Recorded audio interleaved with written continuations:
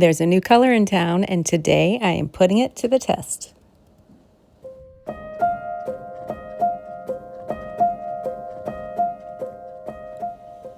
This little dresser is from my local Goodwill. It was around $15, and I knew that I could turn it into something fantastic. I brought it home, put it into the studio, took it apart, and inspected it.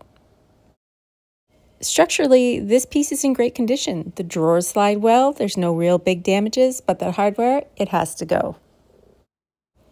It's definitely shiny, and I can handle that with a little bit of bonding boss, but I'm going to have to do something about the top to strip it down before I want to sand it.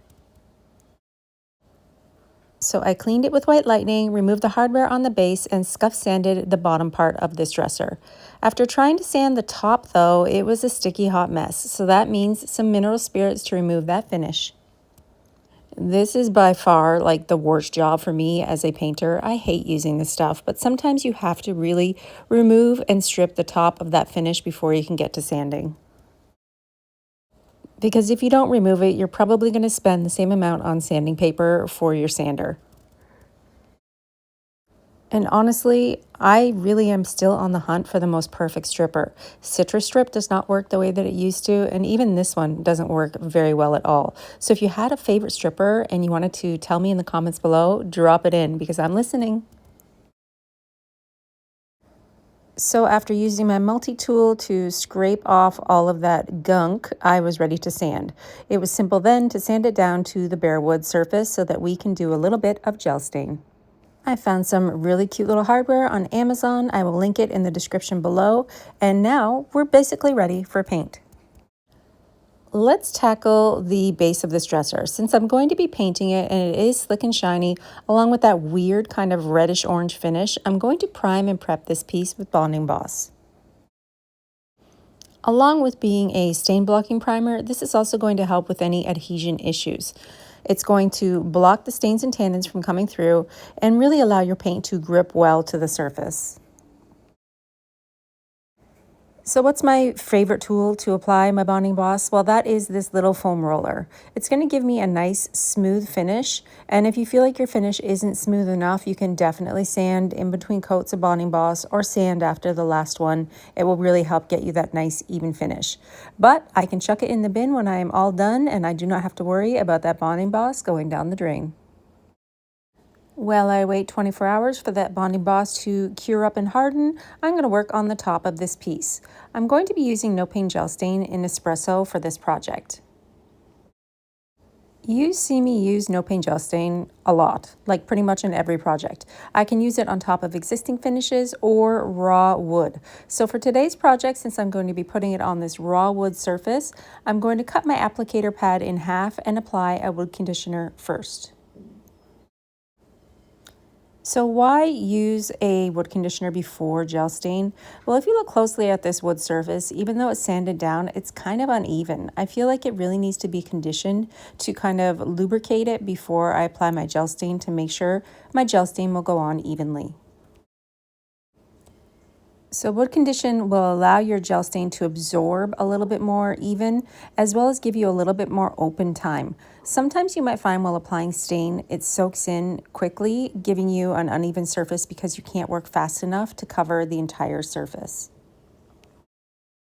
So a simple application of this nice kind of salve to your piece before you begin to apply your gel stain is just going to save you a little bit of, I don't know, time and effort, I would say, because you really want to make sure that your stain absorbs nice and even on a freshly sanded surface like this. I had somebody ask me this week on one of my social media channels about the wait time in between wood conditioner and gel stain. I don't really wait. I just apply my wood conditioner and then right after it's on there and it's obviously still kind of tacky and wet, I will apply my gel stain right over top.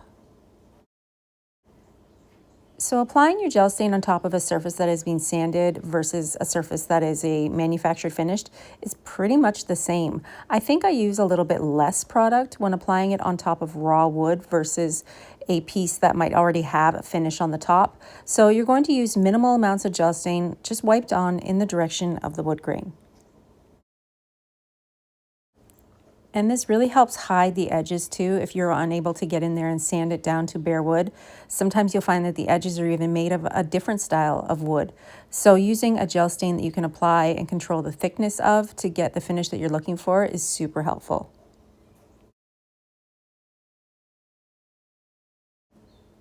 So I'm just going to wipe it on the entire surface of this little dresser top and then come back in and give it kind of like a swipe to even everything out.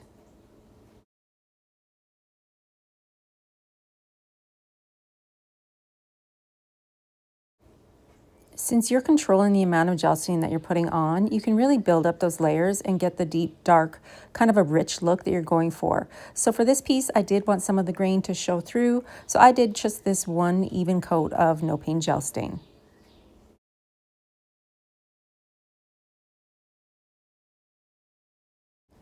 Remember that gel stain is an oil-based product. This will take a little bit longer to dry if you're working in an area that is not climate controlled.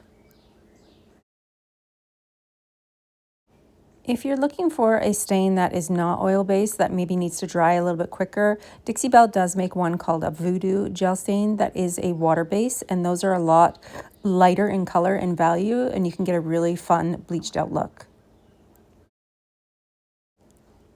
This is a brand new color called Apothecary. I have not used it yet. It's one of the new 5 colors that have been released by Dixie Belle called the Curated Collection.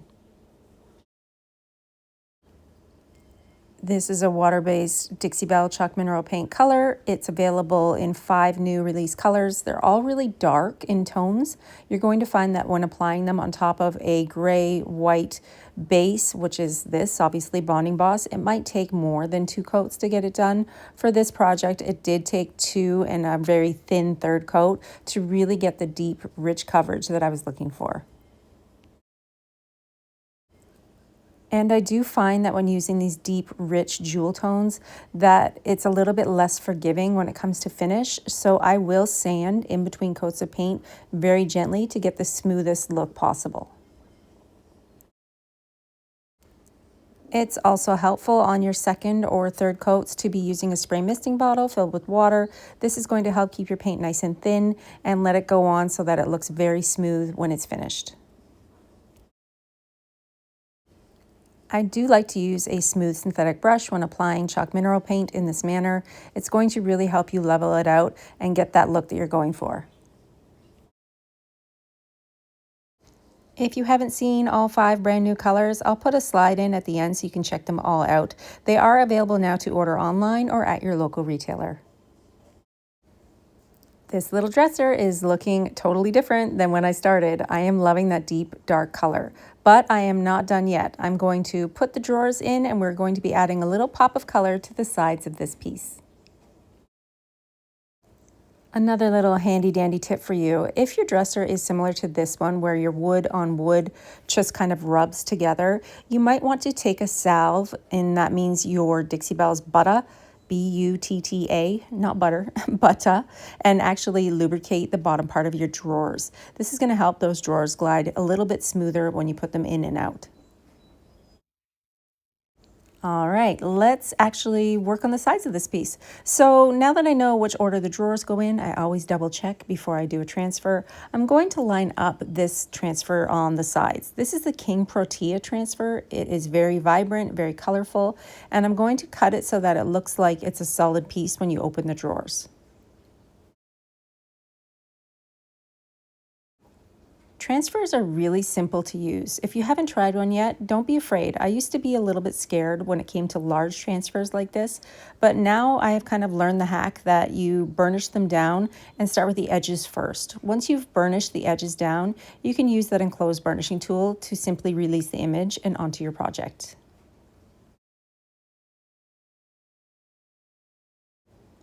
You can then choose to seal your Dixie Belle transfer with either wax or clear coat. Both are going to work to protect the image and keep it nice and strong on the sides of your drawers.